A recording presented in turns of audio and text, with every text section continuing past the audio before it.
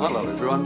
Another episode of WA This Week, and look, as we wind towards the end of the year, I guess our minds are turning to other things.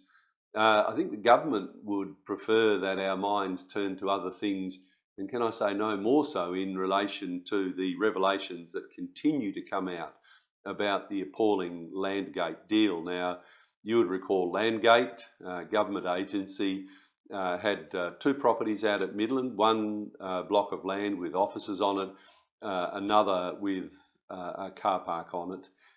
They've sold that to a private developer. Now, just to remind you, the government sold that block for $17.3 million, and then over the next 15 years are going to pay $85 million in rent on top of losing that property, both the office and the land. And there's been a great investigation going on, as I've pointed out before, by Hamish Hastie. He's a really good investigative journalist, and he's been looking into this.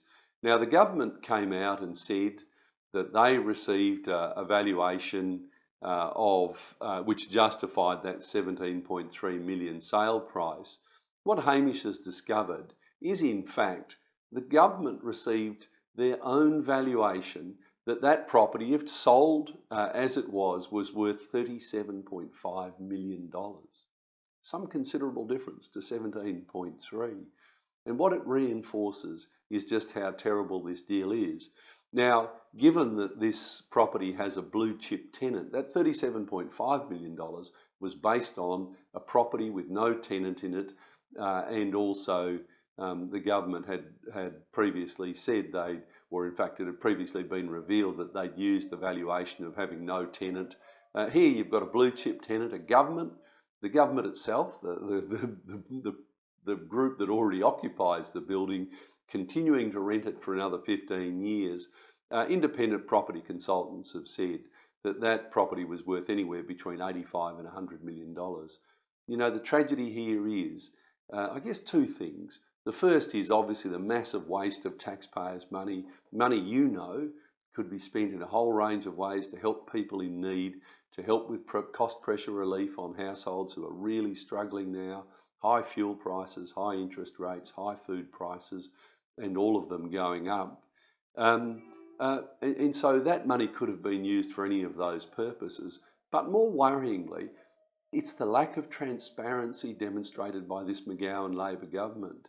Now, they have, the McGowan government have been absolutely doggedly refusing to provide any information about this sale. Now, this was your asset. This was a public asset that they sold for a bargain basement price. It appears, and in fact it is certain, that you are out of pocket by many tens of millions of dollars, and yet they refuse to come clean.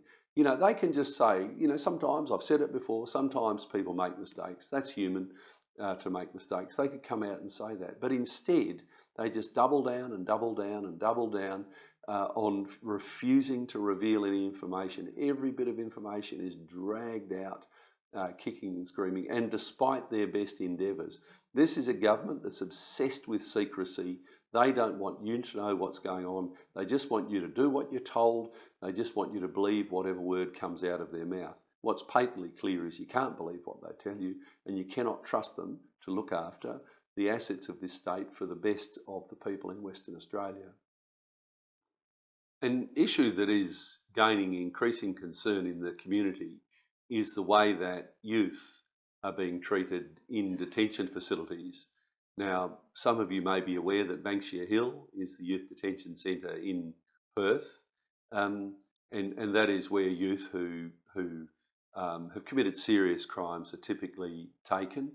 And the aim of youth coming into those facilities is that not that you lock them up. I mean, these are kids, and I think everyone in society knows that as children mature, typically, there's a hope that, and I think it's generally true, that kids that get into strife can become useful citizens and lead meaningful and productive lives. What's become very clear is that the way the McGowan Labor government is treating youth who are detained in Banksia Hill, and more particularly the fact that a group of that youth have now been transferred to Casuarina, which is an adult prison, is utterly failing those youth and failing our society. Children, as I say, there will be problems with children from time to time, but you do everything in your power, one, to make sure they never get there. A failure of the McGowan Labor government has been that they are doing nothing meaningful to divert children away from crime. I've said it many times. If you go north of Geraldton in Western Australia, there is a crime epidemic. Overwhelmingly, it's children. There are some adults, but overwhelmingly it's young kids. You know, kids from from very young age through to teens who are committing really quite serious crimes. But we've seen nothing meaningful from this McGowan Labor government around the diversion programs you critically need to make sure those kids never enter that juvenile justice system.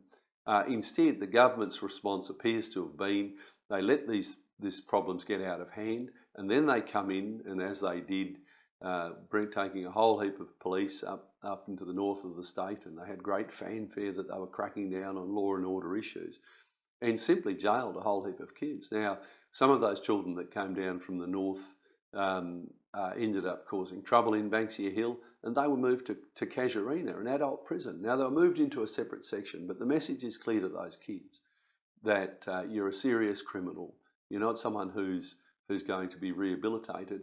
And in fact, this is what we're seeing now. We're seeing that around 70% of the kids who are in Banksia Hill go directly into adult prisons. So they go from the youth detention centre into an adult prison. Now that's a complete failure of rehabilitation. But this situation is getting completely out of control. The Children Court President, Hilton Quayle, said the way the children are being treated is deliberately flouting the law. Imagine that. I believe the longest serving Children Court President in Australia, so an extremely experienced and respected lawmaker, or should I say law enforcer as a judge in the Children Court, says that this government is deliberately flouting the law. The former Inspector of Custodial Services, Richard Harding, said the practice, and this is the practice and the way that the children are treated, is cruel, inhuman and degrading. Now, the McGowan Labor government love to come out with glossy announcements. They love to talk about this program and that program, but they're utterly failing these children. As my colleague, the Honourable Peter Collier, has pointed out, this government's taken deliberate actions that actually make it more likely that these children are going to end up into the juvenile justice system in Perth, taken away from their families, taken away from their country for all of those children, but in particular for the Aboriginal children who comprise the greater percentage of that youth prison population. They're being taken away and they're being given no hope. They're effectively being told that they're worthless citizens. It's no wonder that they then go on immediately into an adult prison. So instead of having their lives turned around, instead of leading meaningful lives, they're leading lives where they have no hope, and that hopelessness extends to taking their own lives. Essentially every day in Banksia Hill and also joining in the Casuarina cohort, effectively every day there's self-harm or a suicide amongst those kids. So they've given up hope on life. That's just heartbreaking. I'm sure for all of you, I'm certain for all of you, for all the parents there with your own kids. Imagine having children where, at that young age, they think there's no hope in life. These children need to be given meaningful lives and a hope that there's a better future for them. Peter Collier pointed out that under the previous Liberal government, we had 5 major training centres for Aboriginal kids, so that in those communities where they may have struggles at home and troubles in the family, that they're given training, they're given help, and they're given some hope in life for a more meaningful and productive life.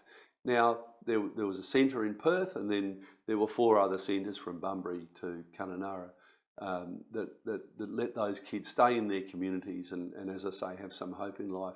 The Labor government, the McGowan Labor government, closed all those centres. Is it any wonder that you've got kids wandering the streets at night and, as I say, out there causing distress in the community? It's bad for the community, obviously experiencing the crime.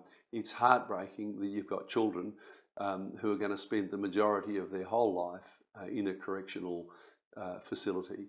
You know, this is a failure of this McGowan Labor government. Again, they need to stop coming out with their glossy press announcements. They need to get down, they need to do the hard work in those communities, to work with families, to work with the children. Let's not have these children in the centres because they're doing something meaningful.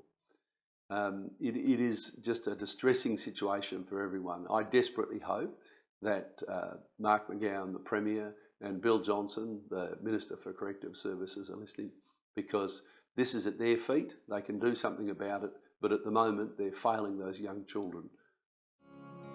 Look, thank you very much for listening to WA This Week. You can get this as a podcast on any of your podcast services. You can get it on a video on YouTube or on Spotify. Just search Dr. David Honey. Please share it with your friends and colleagues. It's great if we can get the message out and hold this government to account. But also, please give us your comments. Always love your comments. It's always great to get that feedback. Thank you very much.